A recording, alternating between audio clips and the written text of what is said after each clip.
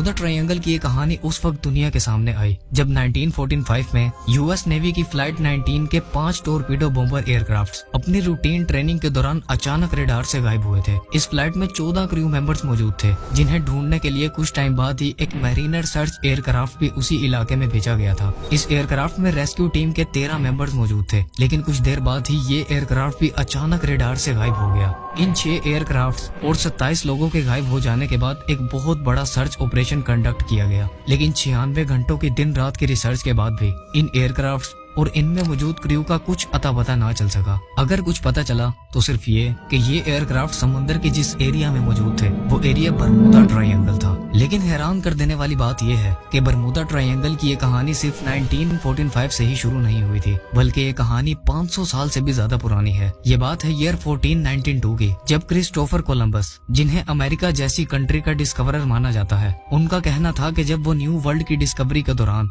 समुद्र में फ्लोरिडा और पोर्टरिको के रास्ते से गुजर रहे थे, तब उन्होंने आसमान में एक अजीब सी रोशनी को चमकते देखा था, जो चंद लम्हों बाद समुद्र के अंदर चली गई थी। और एक दिन इनका कंपास भी अचानक काम करना बंद कर गया था और बिल्कुल एबनॉर्मल बिहेव कर रहा था। ये वो दिन था जिसके बाद से बरमूडा ट्रायंगल की इस मिस्ट्री की शुरुआत हुई थी। ईयर 1918 में बरमूडा ट्रायंगल की हिस्ट्री का सबसे भयानक हादसा सामने आया था, जब यूएस नेवी की सबसे बड़ी ये शिप 4 मार्च 1918 के दिन यूनाइटेड स्टेट्स में मौजूद बाल्टीमोर शहर से ब्राजील के लिए रवाना हुई थी। इस शिप में 306 क्रू मेंबर्स मौजूद थे, जिनके अलावा इसमें 11,000 टन मैंगनीज भी था। सफर शुरू होने के कुछ टाइम बाद ये शिप अचानक बेस स्टेशन के रेडार से गायब हो गई थी। इस शिप से आने वाला आखिरी मैसेज ये था, मौसम बिल्कुल साफ है और सब कुछ ठीक चल रहा है। लेकिन इसके बाद इस शिप के बारे में कुछ अता पता ना चल सका। ये शिप आखिर कहाँ चली गई और इसके साथ ऐसा क्या वाकया पेश आया था, आज के दिन तक इस बारे में कोई नहीं जानता। लेकिन हैरान कर देने वाली बात ये थी, अगर उस दिन मौसम बिल्कुल साफ था